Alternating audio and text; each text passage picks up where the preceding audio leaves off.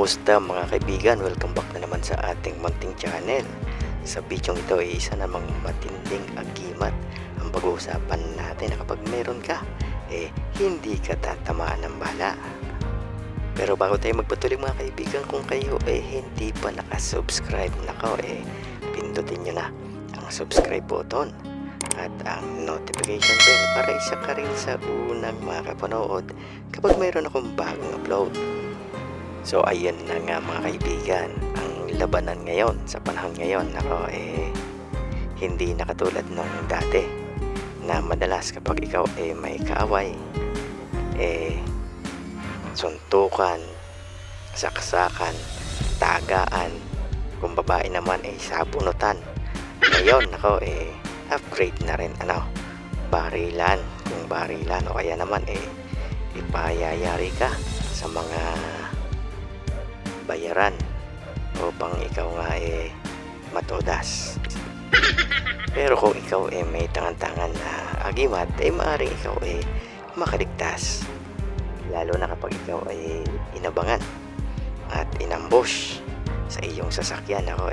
Kapag mayroon kang tangan-tangan na agimat, maaari kang makaligtas at mabuhay ka pa ng matagal-tagal dito sa mundong ibabaw. Kaya naman kapag ikaw nakakita ng ganare, alam nyo kayong ganare, sa mga bukal nakikita, o kaya naman sa mga ilog o sa batis. So kapag kayo nakakita ng maliit na tao na nakasakay sa kabayo, maliit yan na tao na nakasakay sa kabayo, maaring kulay pula, kulay dilaw o itim at iba't iba ang kulay, depende sa magpapakita sa inyo. Ngayon, kung ikaw hindi takot at iyan makukuha mo at magiging kaibigan mo o makikipagkaibigan sa iyo, magkakaroon ka ng matinding agimat. So kapag nakakita kayo ng maliit na taong nakasakay sa maliit din na kabayo, kasyang-kasya yan sa kikiam plate, lumulutang yan kahit sa kikiam plate, maliit lang yan. Kapag yan nadampot mo, huwag mo nang pakawalan. Yan ang tinatawag na kabalyero.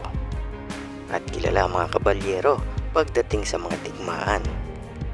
So kapag mayroon kang kaibigan yan, iligtas ka sa lahat ng kapahamakan na may kinalaman sa digmaan o sa labanan. Hindi ka na rin tatalaban ng mga kulam, barang, palipad, hangin, tigalpo at kung ano-ano pa. Magiging mabilis rin ang iyong paglalakbay. Makarating ka sa ibang lugar ng mabilisan na tila nagte-teleport ka lang. Subalit kapag mayroon ka niyan, huwag kang maging mayabang. Mas magaling na maging simple ka lang at hayaan mo ang mga taong nakapaligid sa iyo ang makakaalam niyan. Huwag ka na ring magpa-testing. Huwag mo na ring ipatesting ang sarili mo sa mga testingan at yan talagang subok na pagdating sa barilan. So hindi iyan medalya o medalyon na kinikwintas. So yan maliit na taong nakasakay sa kabayo na maaring hawak-hawakan mo, ilagay mo sa bulsa o maaring isubo mo. So pagka ganyan ang inyong nakuha, subok na iyan, legit na legit. Hindi mo na kailangang dasalan. Tiyak na gagana 100% kapag ikaw kanyang pinaglilingkuran. Yun, hanggang sa muli, good luck at blessed din na to kayo palagi.